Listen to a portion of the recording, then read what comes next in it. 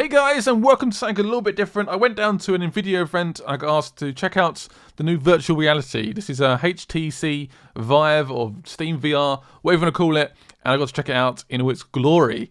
And it's probably my best virtual reality experience so far, but I feel like I say that every time. First I checked out the Oculus Rift. I liked it, but it was very hard to set up and use. So I was like, okay, it's got potential. And then I checked out the PlayStation VR or the Morpheus.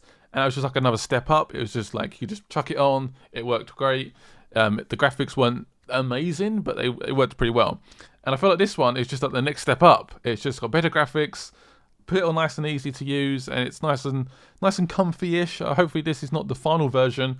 I've heard they're gonna make it a little bit more comfy, a little bit more, a little bit smaller as well. So it's not like a massive headset on your face. So I got to try out some different experiences. Some were based around gaming, some based around sort of experiences, and sort of creating your own art as well. So I actually created my own piece of art in this crazy 3D space. You can sort of do like a piece of line art and then sort of go behind it and do some more. It's just like this really open space in the room where you could just draw stuff. I'm not very good at art, but it felt pretty awesome. Then I went under the sea. For me, I haven't really experienced like diving as such, but this felt pretty immersive. I was like under the sea with these two remotes.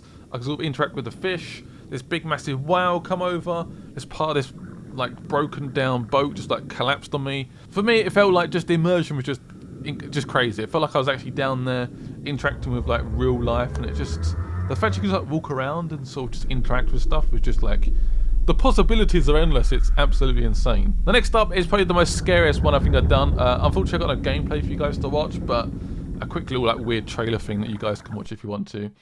Also you can see me in a nice warm coat. You're probably wondering, Scott, what are you doing? Well, basically they put like the aircon on to like super low, so the room was like really cold. Some like fake snow on the floor, like walking around Mount Everest. Yes, I actually done the climb to Mount Everest in this VR. It's just crazy. So the first bit was like walking across this ladder. I was like being really careful not to try and fall off. Apparently if you do step off the ladder, you don't fall to your death, but still I was like, oh my god. And you got a nice little thin little ladder. I was like really nervous. And I climbed this like really tall ladder. When I mean tall, I mean like it literally took me forever to do. I was like, oh, my hands were getting like tired. I could look around and sort of look at the scenery and stuff and the Mount Everest and look up and wonder what was up there. And we eventually reached the top. It took me a little while, but not about 5 minutes. But yeah, it just showed that sort of experience and the fact that you could do this crazy stuff within your room, which is just like mind-boggling. So I know you guys probably love video games, so here it is, some video games. And of course, we've got the first game we're going to play is going to be zombies. Because why not? Always zombies. And I was pleasantly surprised. The graphics look really good, especially like in the headset view.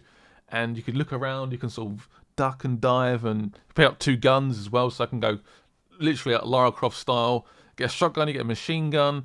It's just like, whoa.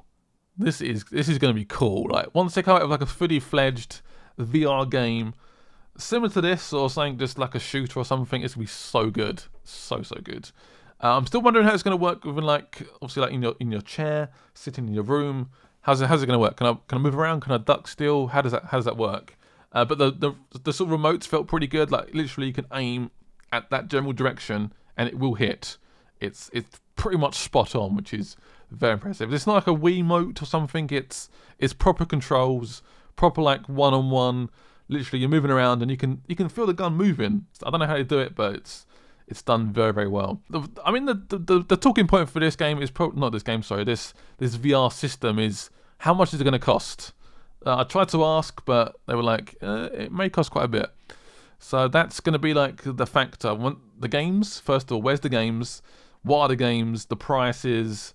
And what needs to actually run this system. Apparently need to have a 970 or above to actually run this VR. And that's a pretty expensive graphics card. That's not cheap. Next up is Portal VR. So it's literally an experience based around Portal. You can interact with drawers, you can sort of interact and try and fix stuff, and it's just stuff going on around you, stuff falling around you. Sometimes I forget this is VR, and I start to think this is reality. It's pretty scary. It's full on. It's very full on.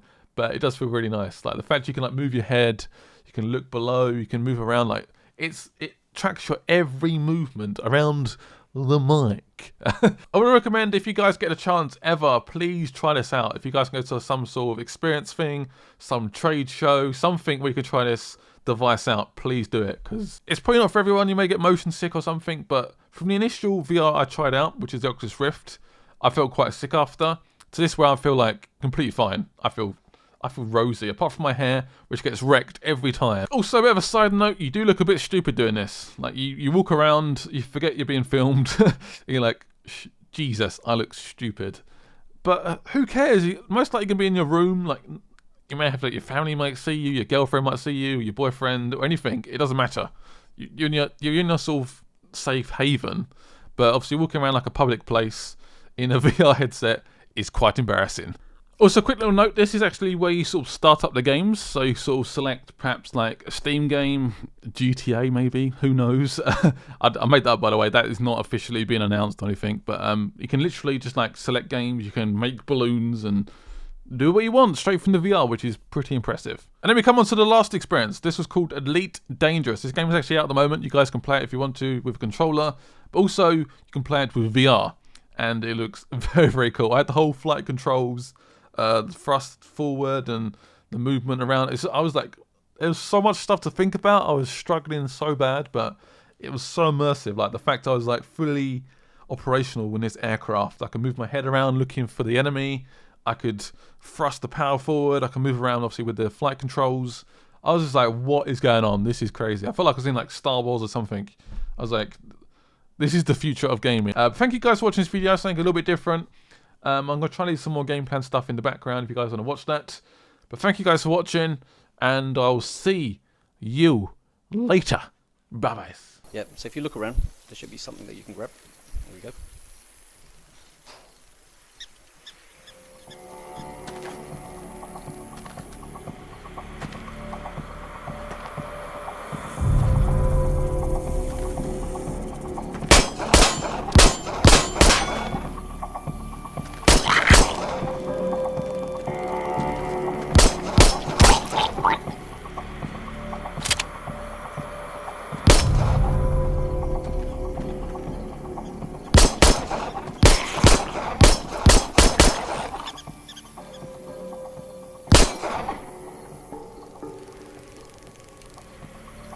If you look around, there should be. There it is.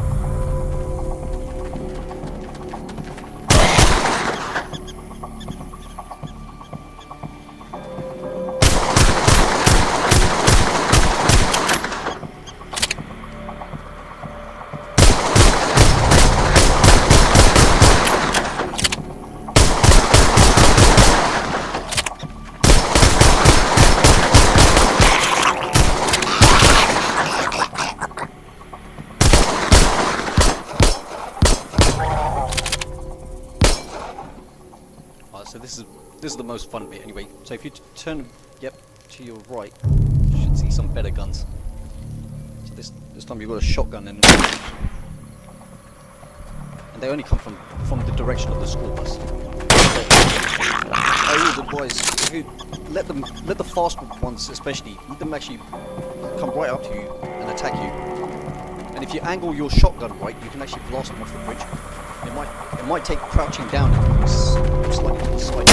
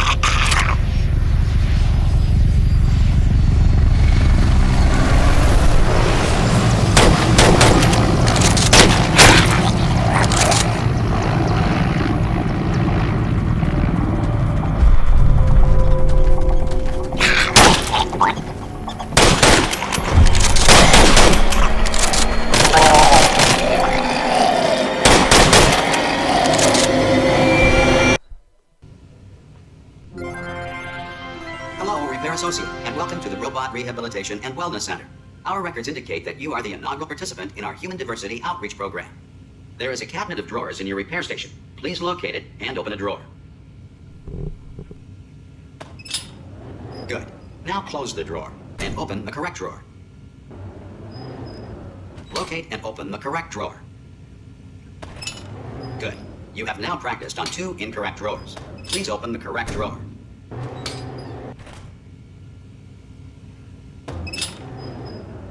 Good. As explained in your orientation, you should of course never look directly into the drawer. Room sensors indicate you are currently looking directly into the drawer. You have just interfered with an Aperture Science Pocket Universe capsule. You are now their god. Close the drawer to initiate Contaminated Pocket Universe Contingency Protocol. Good. Contaminated Pocket Universe incinerated. Opening drawers has been removed from your list of responsibilities. Please locate the service bay door lever and pull it.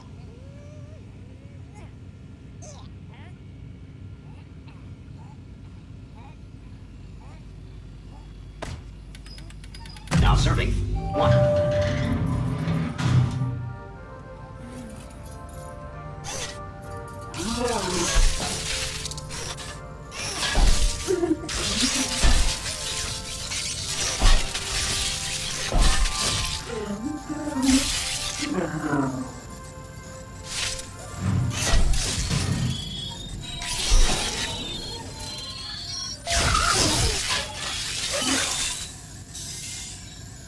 As you can see from the schematic hologram, all Aperture brand robots can be repaired by anyone with even a rudimentary understanding of advanced electromechanical engineering. To begin repairing this unit, attach your multi-tool to its faceplate and pull as forcefully as you may hear what sounds to a human like mechanical screaming. But rest assured, while robots feel pain, they cannot express it.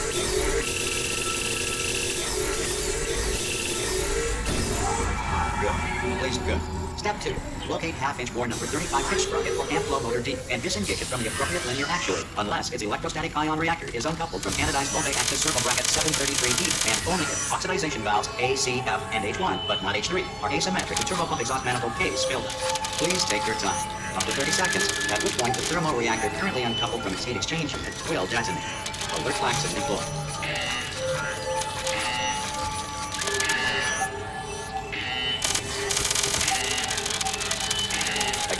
Take your time. 15 seconds. 15 seconds relaxing deploy. Increased heart rate detected. Ocean sounds relaxation klaxon deploy.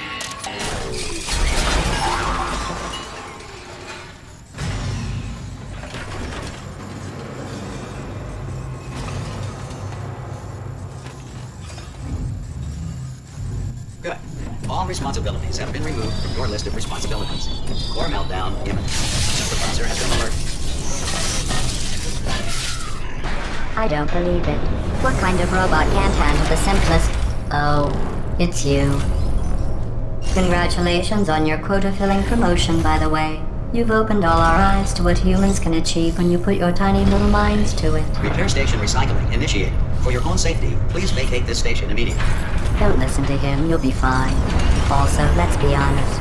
Your first day's been a bit of a disaster. It's probably not the worst thing if you died.